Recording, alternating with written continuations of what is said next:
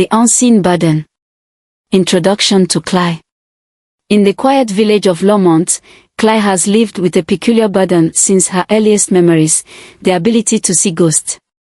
This gift, or curse as Cly often thinks of it, has colored every aspect of her life. A young woman of gentle demeanor and introspective nature, she navigates her days with a caution most people reserve for walking through unfamiliar darkness. Cly's deep brown eyes, always scanning her surroundings, reflect a world that is unseen and often unbelievable to others. Cly's isolation stems not only from what she sees but also from the fear of disbelief and ridicule from her peers.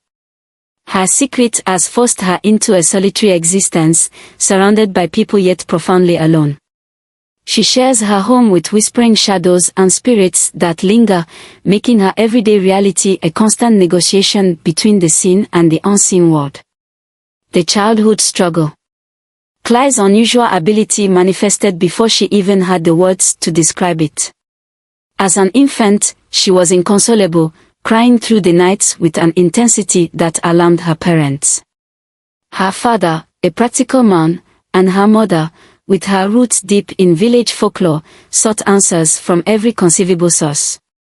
Doctors examined her for ailments and found none, while traditional healers sensed an old soul but could offer no remedy to ease her distress.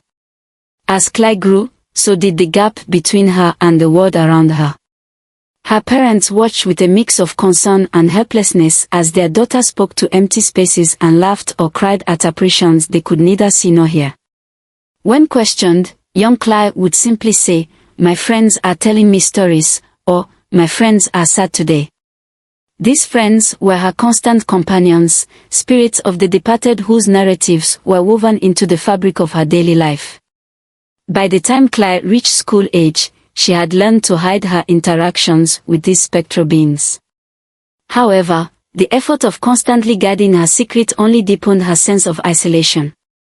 School became a battleground where she dodged both the spirits that roamed the classrooms and the curious eyes of her classmates who sometimes caught her murmuring to seemingly empty air. This duality of existence, where one foot was planted in the seen world and the other in the spectral plane, shaped Cly into a reserved and thoughtful young woman.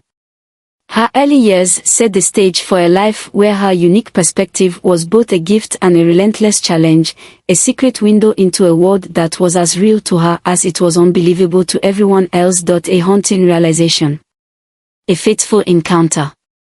As the autumn leaves began to turn, Kemi, Cly's closest childhood friend, announced her engagement. The party was set in a charming garden illuminated by strings of fairy lights that twinkled like stars. Despite the festive atmosphere, Cly's heart was heavy with dread. She knew gatherings, especially ones brimming with emotions, often attracted uninvited spectral guests.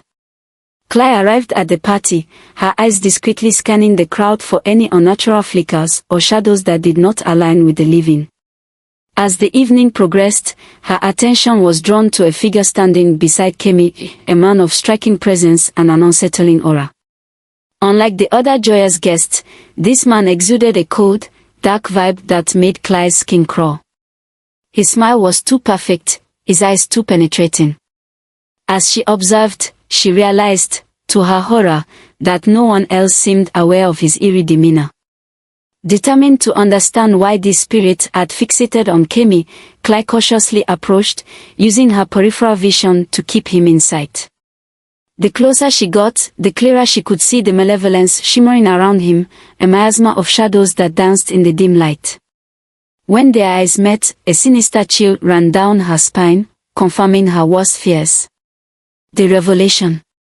Later in the evening, Cly found a quiet moment to observe the interactions between Kemi and this enigmatic figure.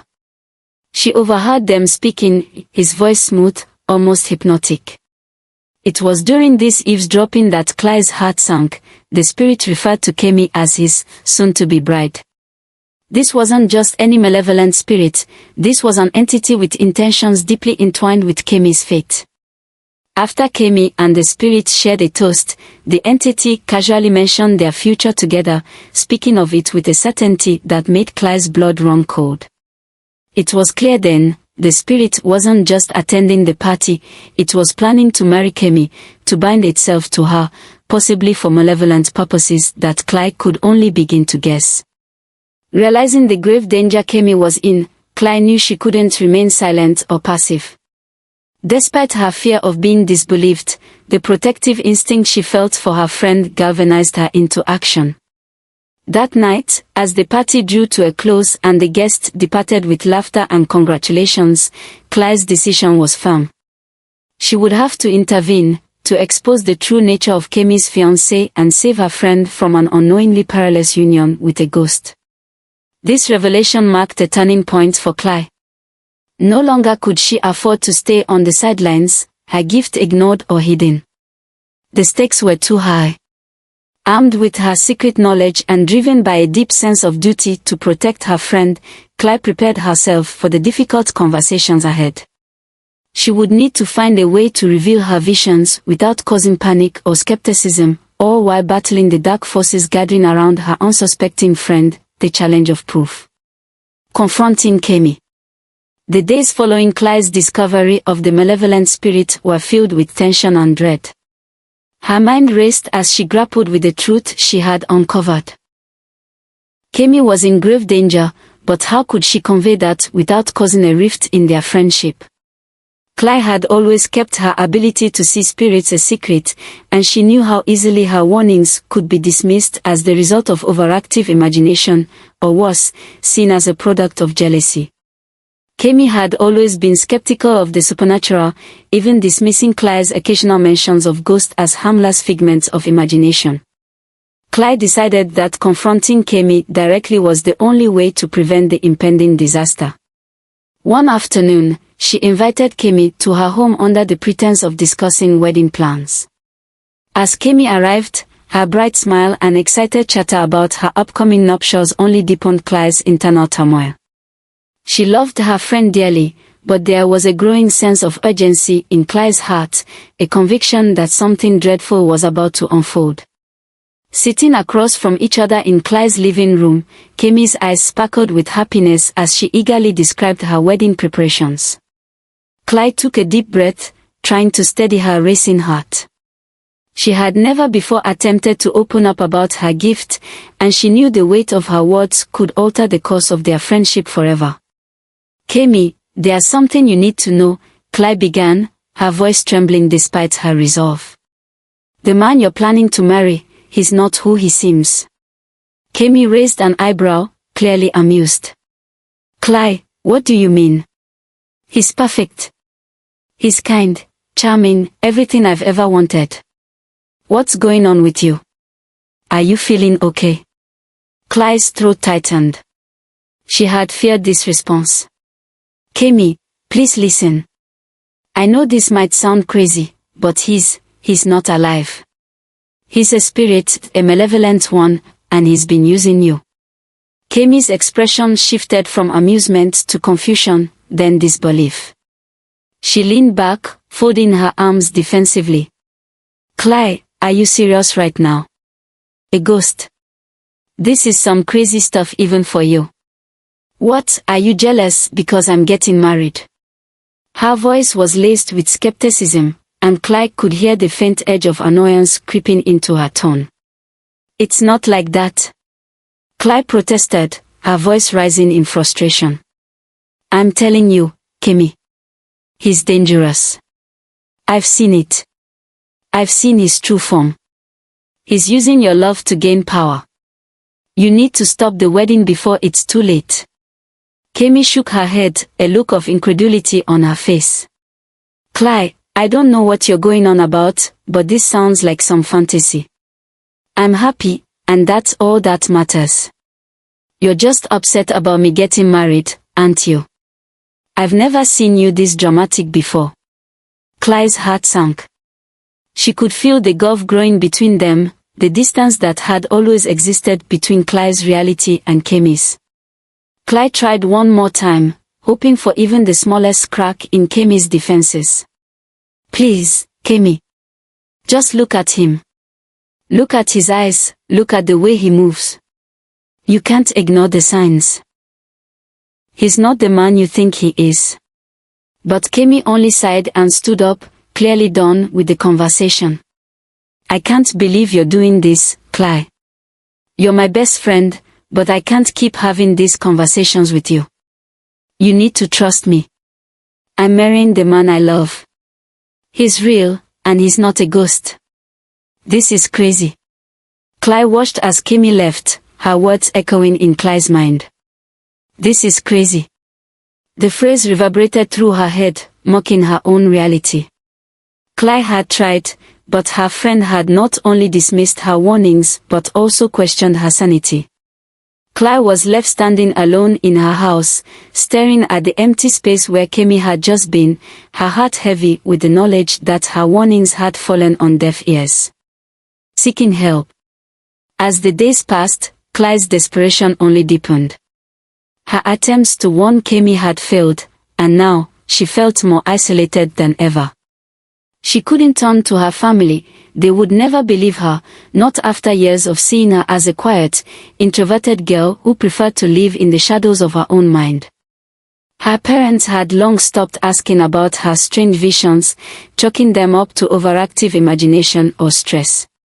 And now, even her closest friend was rejecting the truth. Cly decided to reach out to others who might understand, desperate for someone who could help her expose the truth. She visited the local spiritualist, an elderly woman named Auntie Zula, who had a reputation for being in touch with the other side. The woman lived on the outskirts of the village, her home filled with trinkets and charms that supposedly protected her from evil spirits. Cly hesitated outside the small cottage before knocking on the door. Auntie Zula greeted her warmly but with a skeptical gaze. "What brings you here, child? You're not one for seeking out others." Cly, her voice shaky, explained the situation, leaving out no detail. She told Auntie Zula about Kemi's fiancé and the strange occurrences she had witnessed, the haunting aura, the dark presence that clung to him, the flickers of shadows when he smiled. But Auntie Zula simply listened and nodded, a distant look in her eyes. After a long silence, Auntie Zula sighed. "You've seen the spirit's true nature, yes. But you must understand, the veil between the living and the dead is thin. Some spirits can take on forms that deceive the living, and if they are powerful enough, they can manipulate emotions. But you, child, must trust yourself. There is not much I can do unless you're sure." Cly's heart sank. Was she really sure? She had no solid proof, no physical evidence, just the cold weight of her own vision. But, how do I stop him? How do I prove to Kemi that he's not who he seems? Auntie Zula looked at her with pity. There are many ways to expose a spirit, but they do not always work the way you hope. You must be careful, for sometimes exposing the truth can drive spirits to act even more dangerously. Go back to the source, child. Find the heart of the spirit and you will find a way. Cly left Auntie Zula's home feeling even more lost. The words hung in the air like a fog, offering no concrete solutions. She knew what she had to do, but the task seemed impossible. How could she possibly prove to Kemi that the man she loved was a monster in disguise? Cly felt her isolation deepen with each passing day. The world seemed to grow darker around her, and she realized with a heavy heart that she might have to face this battle alone. As she walked back to her house, Cly thought of the ancient ways Auntie Zula had mentioned. There had to be something, anything, that could help her reveal the truth. But for now, the only thing Cly could rely on was her own courage, and the haunting truth that, if she didn't act soon, she might lose her best friend forever. Descent into crisis. The wedding approaches. As the days rolled on, the air grew thick with anticipation. The wedding day was just a week away, and Kemi, blissfully unaware of the danger looming over her, floated on a cloud of excitement. Invitations had been sent, the venue was set, and the excitement among her family and friends was palpable. But to Cly, each passing day felt like a countdown to a disaster she could not prevent. Her heart grew heavier with every moment. Kemi was getting closer to the spirit's grip, and Cly watched helplessly as the invisible threads pulled tighter around her best friend. Strange, unexplainable things began to happen. At the bridal shower, Cly had caught glimpses of shadowy figures flickering in the background of the photos, but every time she looked, the images were gone. In the middle of the night, she could hear whispers that sounded like Kemi's name, but when she approached, there was no one there. The more Cly tried to protect her friend, the more elusive the truth became. At one point, Cly saw the spirit himself, Kemi's fiancé, standing in the garden, his smile twisted and cold. His eyes, which should have been full of warmth, gleamed with a malevolent light. He wasn't hiding his true nature anymore, he was getting more confident, more sinister. But despite Cly's best efforts, she still couldn't gather proof. No one else could see what she saw, and everyone who met him thought he was the perfect match for Kemi. Kemi, immersed in wedding preparations, dismissed Cly's concerns as irrational fears. "You're just nervous about me moving on, Cly. I've never seen you this upset before," she would say, smiling, her bright eyes not seeing the threat Cly could so clearly perceive. The sense of powerlessness overwhelmed Cly. How could she stop this wedding without seeming crazy? How could she expose a spirit that no one else could see? Time was running out, and with every passing day, her chance to save her friend was slipping away. A desperate plan. Cly could feel the walls closing in around her, and she knew something drastic had to be done before it was too late. She had already tried to talk to Kemi, to warn her, but each attempt only pushed her further away. The ghost influence on Kemi was growing stronger by the day, and soon it would be too late to stop the wedding. Desperation set in as the wedding day drew closer. Cly knew she had to take action.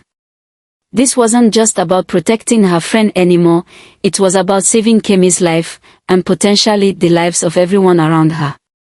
But how could she expose a spirit without solid evidence? How could she prove something that no one else could see?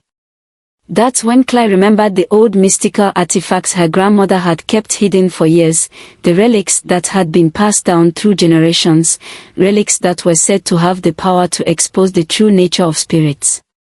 Cly's grandmother, who had passed away years ago, had often spoken of these ancient tools, warning Cly to be cautious with them. These artifacts were used by their ancestors to confront dark forces, and Cly had always been told they were for emergencies only. But now, with no other options left, Cly felt that this was the moment to use them. Cly gathered the artifacts, one by one, each piece connected to the spiritual world in some way. There was an old mirror, hand-carved with intricate symbols, said to reflect the true nature of anyone who gazed into it. Along with the mirror was a small pouch containing powdered herbs, known for their ability to reveal the hidden energies of spirits. She also found a weathered journal filled with ancient incantations, one of which was said to bind spirits to their true form when spoken aloud. Cly's hands trembled as she collected the items.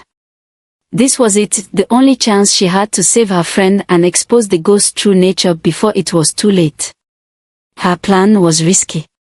She would have to confront the spirit directly, at the wedding itself, and use the artifacts to force him to reveal himself. But she had no other choice.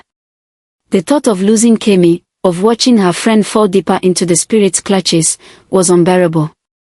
The wedding was set to take place at the old chapel just outside of town, a beautiful but eerie location that had been standing for centuries. The building itself had an air of ancient mystery, its stone walls steeped in the history of the village. Cly had always felt uneasy in the chapel, but now, with the spirit lurking in the shadows, the place felt like a tomb, waiting to be filled with darkness. Cly knew the wedding day would be the perfect opportunity. The spirit was already manipulating Kemi's emotions, and with the guests all in attendance, it would be the perfect cover for him to strike. Cly would have to be quick, precise, and unwavering in her determination. On the morning of the wedding, Cly stood in her room, staring at the artifacts spread out before her.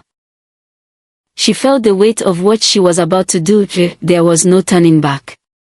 If she succeeded, she would expose the spirit and save Kemi. If she failed, she would lose her friend forever, and possibly put herself in grave danger. Her hands clenched into fists as she whispered the words from the journal. The ancient language felt foreign on her tongue, but she knew the power it held. She had no choice but to trust the magic of her ancestors. Her heart pounded as she gathered the artifacts into a small bag and prepared to face the spirit at the wedding. The time for hesitation was over. Claire was ready to fight for her friend, to expose the truth and stop the wedding before it was too late. But with every step toward the chapel, her nerves frayed, and a deep, unsettling feeling of dread settled in her chest. The spirit had been watching her for days, waiting for the right moment. Would he sense her plan? Would he strike before she had a chance to act?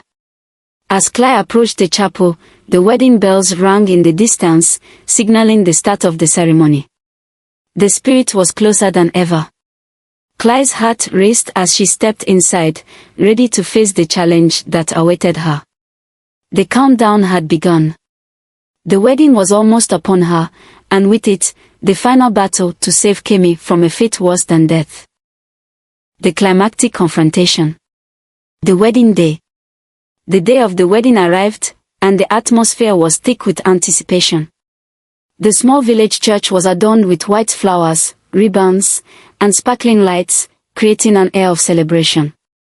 The faint scent of lilies mingled with the sweet aroma of freshly baked bread, and the sound of soft laughter echoed through the halls. Guests had gathered in eager anticipation, their excitement palpable as they awaited the moment when Kemi would walk down the aisle. Claire, standing in the back corner of the chapel, was far from excited. Instead, she was a bundle of nerves, her stomach twisted in knots. She barely noticed the beauty of the chapel, the golden sunlight streaming through the stained glass windows. All she could focus on was the creeping dread that had settled in her chest. She had come here with a purpose, armed with her grandmother's mystical tools, and yet, doubt gnawed at her. The mirror, the herbs, and the incantations were all in her bag, carefully hidden from view. Claire kept glancing over at Kemi, who was radiant in her bridal gown, completely unaware of the looming threat. Kemi was laughing with friends and family, her face glowing with the joy of the day. Claire wanted to call out to her, to stop everything before it was too late, but she knew better. She had to follow through with her plan, expose the truth, no matter the cost. As the ceremony began, Claire's pulse quickened. The bridal march played softly in the background as Kemi began her walk toward the altar, her eyes locked on her fiancé. He stood at the front of the chapel, a picture of perfection, his handsome face radiant with a smile that seemed to shine brighter than the sun. But Claire saw the darkness hiding behind that smile, the cold, calculating energy emanating from him. The spirit was closer than ever to his goal. He was waiting for the moment when he would claim Kemi's heart, and Claire knew that if she didn't act now, it would be too late. The priest began his sermon, and Claire's heart raced as she watched, her hands gripping the edge of the pew in front of her. She could feel the power in the air, the tension that had been building up for days. The spirit was feeding off the energy of the ceremony, growing stronger with every passing minute. His malevolent presence was suffocating, and Claire knew she had to do something now, before it was too late. Exposure. As the priest asked if anyone had objections to the union, Claire's breath caught in her throat. This was it, the moment she had been dreading and anticipating all at once. Without thinking, she stood, her legs shaky, her hands trembling as she reached into her bag. She pulled out the mirror first, holding it in front of her as she began to recite the incantations from the ancient journal. The room fell silent. Claire's voice was low but firm as she spoke the words that had been passed down through generations. The air around her seemed to shift, as if the very fabric of reality was bending to her will. She could feel the spirit stirring, the energy of the room vibrating with anticipation. As she spoke the final words, the mirror began to glow with an ethereal light, casting a pale, otherworldly glow over the room. Everyone turned to her, their eyes wide with confusion and curiosity. But Cly wasn't looking at them, her eyes were fixed on Kemi's fiancé. The spirit's smile faltered as the light from the mirror grew brighter, and Cly could see the first signs of his true form beginning to emerge. His handsome features twisted and contorted, his eyes no longer warm but black and hollow, like empty pits that swallowed all light. The wedding guests gasped, their faces filled with terror as the spirit's true nature was revealed. His skin began to rot, peeling away in jagged pieces as he shifted, his once perfect human form collapsing into something monstrous. His once pristine suit now hung off his frame like tattered rags, his body emanating a foul stench of decay and death. The room filled with screams as the truth of his nature was exposed, and the guests scrambled to flee, pushing and shoving in panic. Kemi, who had been standing in shock, took a step back, her face pale as she looked at the spirit, now completely unmasked. Her breath came in short gasps as she tried to process what was happening. The spirit's form flickered, the twisted, decaying creature glaring at her with eyes that burned with hatred. No, this isn't possible, Kemi whispered, her voice trembling. I thought you were. The spirit hissed, his form contorting as he stepped forward, his claws extending from his hands. You were always meant to be mine, Kemi, he said, his voice now a rasping growl. Your heart is the key to my freedom. You cannot escape me. Cly stepped forward, holding the mirror high, its light pulsing as she spoke with newfound strength. No. You will not have her. You are nothing but a shadow, a remnant of a past long forgotten. You will never have her heart. With a final flash of light from the mirror, the spirit screeched in agony, his form writhing as the true power of the mirror began to take hold. The air around him crackled with dark energy, and the room seemed to shake as the spirit struggled against the mirror's force. His form began to disintegrate, his decayed body crumbling into nothingness as the spirits that had been following him were pulled back into the darkness. The guests, still in shock, watched as the spirit's form dissipated completely, leaving only an eerie silence in his wake. Kemi stood frozen, her eyes wide, her mind racing to comprehend what had just transpired. Cly, her heart still pounding, slowly lowered the mirror, feeling the weight of the moment settle upon her. Aftermath. The room was still. The wedding was over, the ceremony interrupted in the most unexpected and terrifying way. The guests, now huddled together, murmured in disbelief. Kemi stood in front of Cly, her face pale and streaked with tears.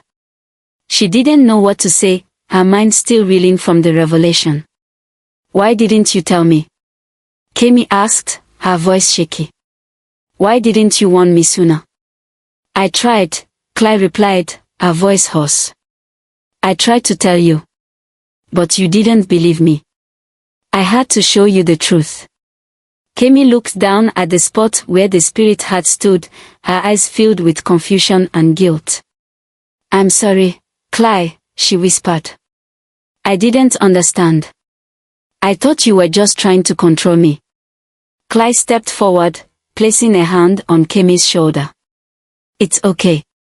You're safe now. That's all that matters. Kemi nodded, her tears flowing freely as she finally allowed herself to mourn the loss of the dream she had held for so long. She had been saved, but the price had been high. The wedding had turned into a nightmare, and the bond between her and Cly was forever changed.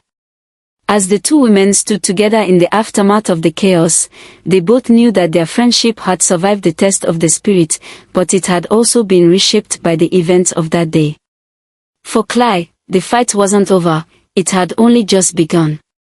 But for now, they were both free from the grip of the malevolent spirit, and the world, though scarred, was a little brighter for its aftermath and resolution. Acceptance and healing. The chapel was eerily quiet after the confrontation. The atmosphere, once filled with the energy of excitement and anticipation, now hung heavy with disbelief and shock. Guests who had once been eager to witness the joyous union now stood in stunned silence, their minds struggling to process the chaotic events they had just witnessed. Kemi stood apart from the crowd, her face pale and drawn, her hands trembling as she took in the empty space where her fiancé had once stood. His disappearance left behind an overwhelming silence, and a bitter, hollow feeling filled her chest. She had been so sure of him, so certain of the future they were building together. How could she have been so blind? How had she not seen the darkness that Clyde had been desperately trying to protect her from? For a long while, neither Clyde nor Kemi spoke. The weight of the moment pressed down on them both, the realization of what had transpired settling like a stone in their hearts. But the silence was not uncomfortable. There was an unspoken understanding that needed to pass between them, a bridge that needed to be rebuilt after the rift caused by doubt and disbelief. Finally, it was Kemi who broke the silence. Her voice was soft, her words trembling as they left her lips. "Clyde, I'm so sorry. I didn't understand. I thought you were just trying to ruin my happiness. But you were trying to save me." She stepped forward, her eyes filled with regret, and gently took Clyde's hand in hers. "You were right. I should have listened. I was so blinded by my own feelings that I couldn't see what was really happening." Clyde felt a lump form in her throat, her emotions swirling inside her. Kemi had been her best friend for years, and the betrayal she had felt when her warnings were ignored had been painful. But now, standing here, seeing the genuine remorse in Kemi's eyes, Clyde knew that forgiveness was the only way forward. She squeezed Kemi's hand and offered a small, comforting smile. "It's okay, Kemi. I know you didn't mean to hurt me. You were just trying to live your life. I should have been more patient with you, too." Kemi's tears flowed freely now, and she pulled Clyde into a tight embrace. "Thank you for not giving up on me," she whispered. "Thank you for saving me. I don't know how I'll ever make it up to you." Clyde held her friend close, feeling the weight of the past few days lift. "You don't have to make it up to me. We are still friends. That's all that matters." Around them, the guests slowly began to stir, and the shock of the event began to dissipate. The truth had been revealed, and though it was hard to accept, it was undeniable.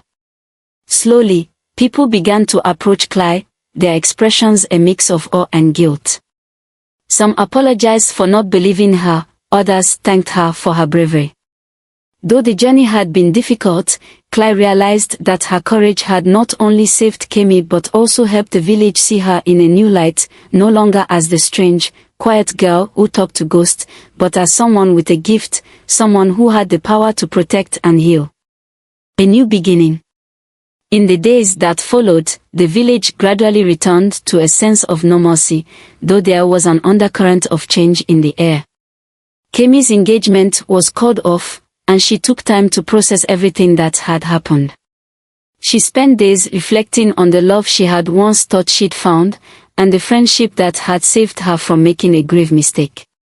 The relationship she had with Clyde had been tested, but it had endured, and now, more than ever, it was stronger than before. Clyde, on the other hand, found herself in a new place emotionally. She had always felt like an outsider, someone whose gifts were misunderstood and feared. But in the wake of this ordeal, Clyde began to see her abilities differently. Instead of being something to hide, her gift was something to embrace. She had saved Kemi, but she knew there were others out there who might need her help, people who, like Kemi, didn't know the dangers they were facing, people who might not believe but would need someone who understood the world beyond the physical. She began visiting the village more, offering guidance to those who were struggling with grief, loss, or fear. People who had once dismissed her as odd now sought her advice, and Clyde's heart swelled with a new sense of purpose. No longer was she the quiet, isolated girl who hid her abilities. She was a protector, a guide, and someone who could help those in need. As her relationship with Kemi grew stronger, the two of them started working together. Kemi, now more open-minded and aware of the world Cly inhabited, began helping her friend navigate the complexities of dealing with spirits. She even started to tell people in the village about Cly's gift, not as a source of fear, but as a tool for protection and understanding.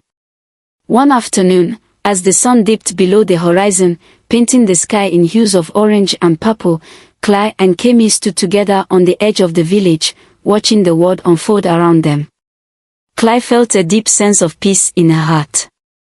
The dark chapter of her life had passed, and she had emerged stronger for it. She had learned to accept who she was, and in doing so, had found a new sense of belonging. "We are going to be okay, aren't we?" Kemi asked softly, her voice filled with quiet hope.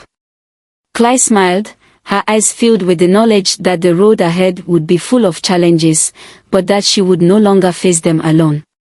"Yeah, we are," she replied. "We'll face whatever comes next together." As they walked back toward the village, Cly's steps felt lighter than they ever had before. She had found acceptance, not just from others, but from herself. And with that acceptance came a newfound sense of purpose. She had always feared her gift, but now, she embraced it fully. Her journey had only just begun, and with her best friend by her side, Cly knew that she was ready for whatever came next.